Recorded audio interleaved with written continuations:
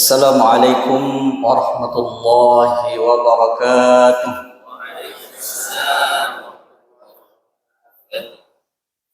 Alhamdulillahilladzi ahyana ba'da ma amatana wa ilaihin nusyur.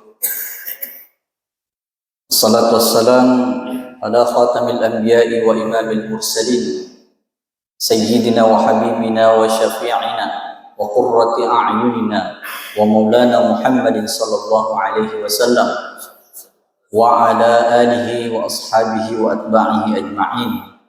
Amma ba'd. Bapak Ibu hadirin hadirat yang insyaallah dirahmati dan dimuliakan oleh Allah Subhanahu wa taala. Pertama yang saya muliakan, saya hormati para asatidz, guru-guruku, sahabat Dairi Bas di Salah Berjamaah Subuh. Saya hormati, saya muliakan pengurus masjid, Pak Imam, tokoh agama, tokoh masyarakat, ibu-ibu majelis ta'lim yang sama berbahagia pada subuh hari ini. Sebenarnya sengaja saya jadi imam tadi supaya tidak kena giliran ceramah. Tapi ternyata didobel kini job. Masya Allah. Jamaah yang dimuliakan oleh Allah Subhanahu wa taala. Jadi seperti tadi disampaikan oleh Ustadz Salahuddin Rahman Al-Ayyubi bahwa ini adalah sebuah program berjamaah subuh. Program yang kita jalankan setiap subuh dalam satu pekan itu Ahad subuh saja. Kenapa kita memilih subuh? Kenapa bukan risalah berjamaah zuhur atau risalah berjamaah asar dan lain sebagainya? Kenapa harus subuh? Ya, alasan yang pertama adalah karena waktu subuh ini adalah waktu di mana kita mungkin semua dapat berkumpul untuk 11 Da'i Ribas ini. Karena kita punya kesibukan masing-masing di siang hari, maka di subuh hari adalah salah satu waktu yang efektif untuk kita dapat berkumpul. Kemudian yang kedua adalah tentunya keutamaan di waktu subuh. Mulianya waktu subuh itu. Andre Gurutta, Profesor Dr. Kiai Haji Farid Ojdi MA, pimpinan Pondok Pesantren dari Dawal Irsyad Mangkoso, beliau dalam salah satu pengajiannya menyampaikan bahwa waktu subuh ini adalah salah satu dari 5 waktu sholat ini yang paling istimewa. Kata beliau, sekiranya, ya ini sekiranya nih, andai kata, ya kita ngiring baju-baju nih, jangan sampai di rumah nah sepotong-sepotong kita dengar. Jadi kata beliau, sekiranya disuruh memilih satu saja sholat di antara 5 waktu sholat ini, maka pilihan yang terbaik adalah subuh. Nah, kalau disuruh memilih kapan kira-kira? Sholat duhur mana kira? Gampang-gampang ini. Sholat asar kah atau sholat maghrib? Yang lebih mudah-mudah. Tapi kata beliau, pilihan yang terbaik adalah waktu subuh. Istimewanya subuh. Kenapa jamaah yang dimuliakan oleh Allah Subhanahu wa taala? Yang pertama, kita bisa lihat sholat sunnah 2 rakaat sebelum subuh itu jauh lebih baik daripada dunia dan seluruh isinya. Salah satunya sholat sunnah yang ditetapkan oleh Nabi SAW adalah sholat sunnah fajar ini.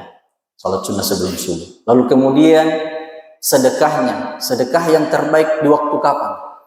Sedekah di waktu subuh. Nah, jadi sholat sunnahnya mulia, sedekahnya mulia.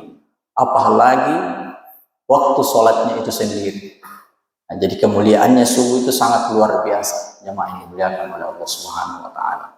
Maka insya Allah pada kesempatan yang mubarakah ini di subuh hari ini adalah kami ingin menyampaikan tentang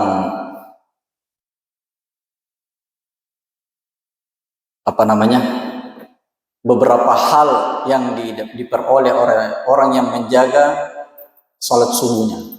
Ada beberapa hal yang akan diperoleh oleh orang yang senantiasa istiqomah menjaga salat subuhnya. Yang pertama itu adalah kata Nabi Shallallahu Alaihi Wasallam, ketika seseorang menjaga istiqomah terus menerus untuk melakukan salat subuh, maka kata beliau menjadi penyebab kita masuk ke dalam surganya Allah, menjadi salah satu penyebab dari kita masuk ke dalam surganya Allah Subhanahu wa taala.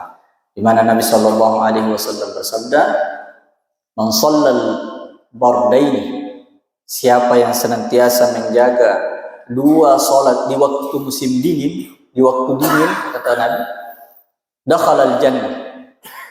Ya, para ulama tafsir hadis menyatakan shallal bardaini atau dua waktu dingin ini yang disebutkan adalah waktu asar dan waktu subuh. Kenapa waktu asar?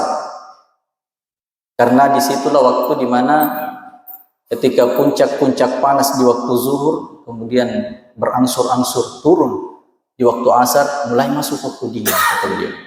Artinya mulai sejuk di situ. Dan disitulah kita banyak lalai dalam menjalankan sholat, utamanya sholat asar dan sholat subuh. Wabil khusus di sini yang disebutkan adalah sholat subuh. Jadi ketika kita rutin melakukan sholat subuh, maka salah satu jaminan dari Allah Subhanahu Wa Taala adalah dimasukkan ke dalam surganya Allah Subhanahu Wa Taala.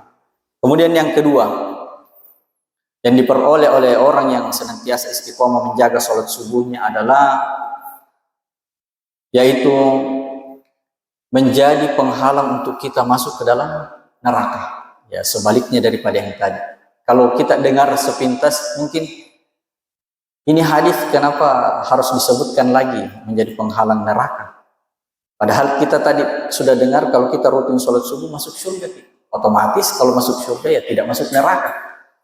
Ya, seperti itu. Tapi ini bentuk penegasan dari Nabi Shallallahu Alaihi Wasallam bahwa orang yang senantiasa istiqomah dan rutin menjaga sholat subuhnya, insya Allah itu akan menjadi penghalang bagi dirinya untuk masuk ke dalam nerakanya Allah Subhanahu Wa Taala.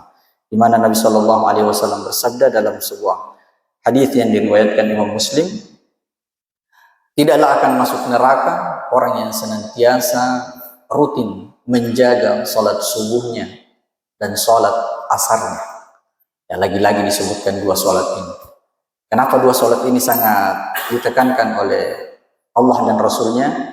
Allah berfirman di dalam Al-Quran, hafizu ala sholawat, jagai sholatmu, jagai semua sholat 5 waktu, tapi ada pengkhususan di belakangnya, was sholatil wusta, dan sholat yang ada di tengah-tengah.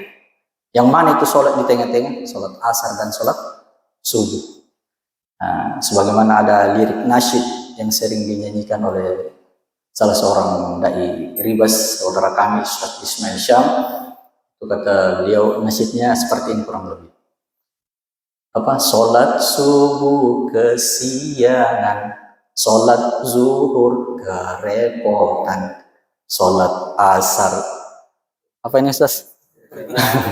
Sholat asar di perjalanan, sholat maghrib kemacetan, sholat isya ketiduran. Nah, ini yang nauzubillah min dzalik, mudah-mudahan kita terhindar dari hal-hal yang demikian. Kemudian jamaah yang dimuliakan oleh Allah Subhanahu Wa Taala, mungkin hanya beberapa yang akan saya sampaikan. Yang terakhir adalah insya Allah orang yang senantiasa istiqomah menjaga sholat subuhnya itu akan dihitung seperti orang yang senantiasa sholat semalam suntuk, semalam penuh.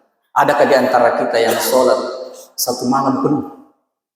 Saya yakin jamaah yang dimuliakan oleh Allah Subhanahu Wa Taala, kita tidak akan sanggup untuk sholat dari mulai maghrib hingga pagi hari.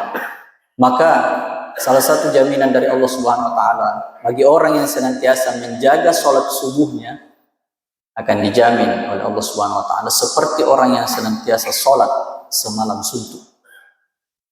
Di mana Nabi Shallallahu Alaihi Wasallam bersabda bahwa orang yang melakukan sholat isya berjamaah, lalu kemudian itu dinilai seperti dia semalam sholat setengah malam. Ya, dari setengah malam itu kemudian kita lengkapi dengan sholat subuh berjamaah, itu kemudian akan mencukupkan kita seperti orang yang sholat semalam penuh. Kemudian jamaah yang dimuliakan oleh Allah Subhanahu wa taala yang paling terakhir sekali. Ya, biasa ustaz kami begitu, banyak terakhir. Ya, karena terakhir masih ada paling terakhir. Yang paling terakhir adalah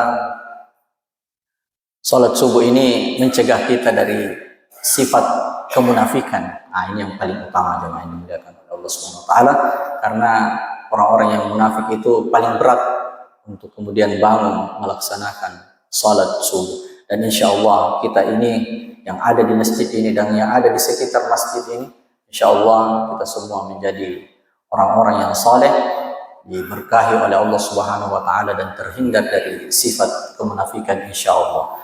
Mungkin ini yang dapat saya sampaikan pada kesempatan subuh yang mubarakah ini. Insya Allah akan dilanjutkan oleh saudara kami Ustadz Ismail Syam. Al-an falyatafaddal mashkura. Sekian, wassalamualaikum warahmatullahi wabarakatuh.